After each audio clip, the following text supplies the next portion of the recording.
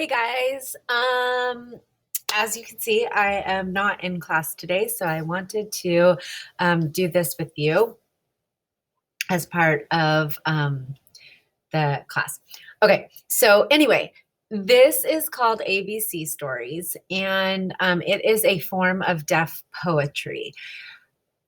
I am going to go through kind of the rules of what ABC stories have in them. And then there is a YouTube link that is also in here, well, in this assignment, that I want you to click on that YouTube link and choose one of the,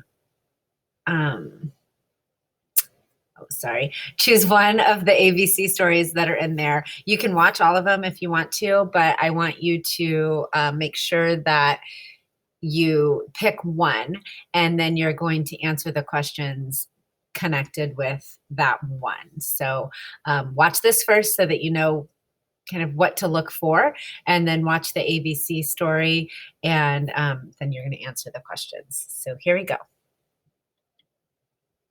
Okay, so there's four basic principles in doing an ABC story. One is succession, minimal deviation, cohesive devices, and a storyline. And you might be like, I don't know what those mean. I'm going to tell you. So here you go. So succession means that the order is consistent from either A to Z or Z to A.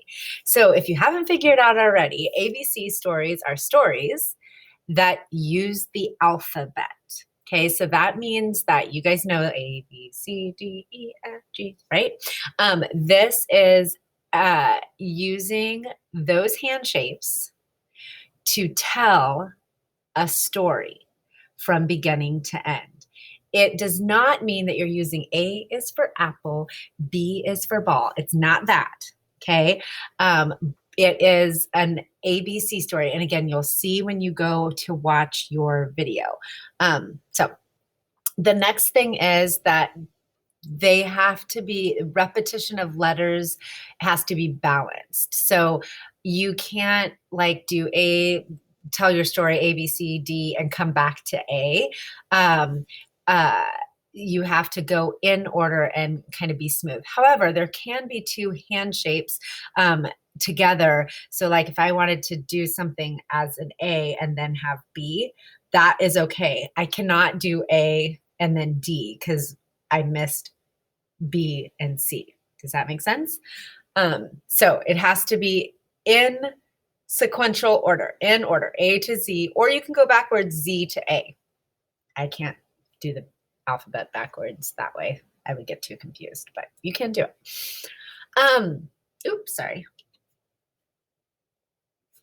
So your body can't be a letter. So you're not going like A is for apple. You're not doing the YMCA, nothing like that. You have to sign it with your hands. Sometimes both of them, other times just one, either one, it's fine. And this is the one time, not the one time, but you know how I say pick a dominant hand and you have to sign with just your dominant hand. Because this is poetry, it uses both hands sometimes fluidly. So you might notice that if you're watching a video, you might see them switching back and forth. And that's a no-no for like just normal everyday signing, but this is poetry, so the rules are a little bit different. So you can use different, your hands, or I'm right-handed, I might use my left hand or bounce back and forth in poetry. You can do that. So devices, meaning role shift. So if you wanted to see this actually be done in the video, if you watch the checkmate one where they're playing checkers, it's one guy.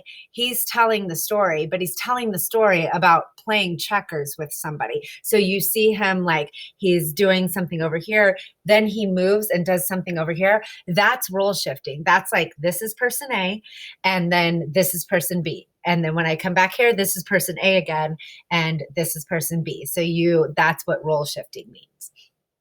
Eye gaze, that is obviously the gaze of your eye. But if I'm like, it's really hard, the camera is really weird here. But if I was like looking like really far, you could tell if I was looking down, or if I'm like looking at something really small. So that's the eye gaze, kind of tells the story and helps show the viewer what you're looking at, what you're doing. Again, I'm going to reference that checkmate one. If you notice, he like looks at the board. There's no board there. You can see it with his eyes, like that he's looking at the board. He looks up at his opponent. So you can see all those things happening, and that's the eye gaze. Pause is super important. It's not a race to see how fast you can do the poetry. Just like in verbal poetry, you have those pauses, or there's a comma, so you like take a breath, or there might be a period, and so you wait a longer period of time. Or some poems have that rhythm to it.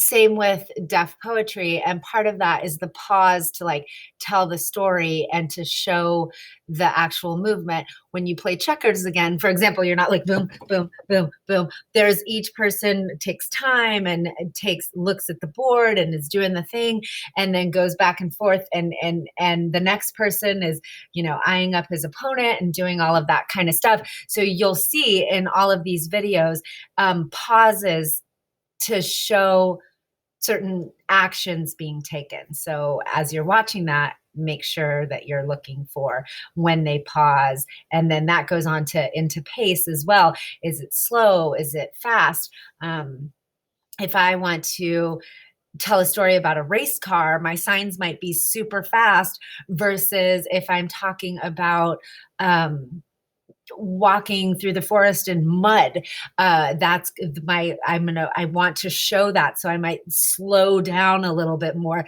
rather than being super fast. So obviously it's poetry, it's a story, it has to make sense. It can't just be like walk through mud race car, right? So you have to have some sort of arc, an intro, a body, and a conclusion. So you should be able to watch these videos and see the storyline. It can be about something super simple, like one is about making a pizza. So it doesn't have to be like in-depth, crazy story, but there is definitely an introduction, a body, and a conclusion. All right, so I am going to add on to this slide right here the link to the YouTube videos. I don't have it right now, but when you go to watch this video, that will be on here. So the YouTube video playlist will be right here, so you can choose which ABC story you want to look at. And again, feel free to look at all of them. They're kind of fun. And then the other one that you're going to do, there'll be a link right here to a document that you have to answer some questions and give some you're going to analyze the ABC story and see what you find with all of these things that are the 4 basic principles of an ABC story. All right. Have fun. See you soon.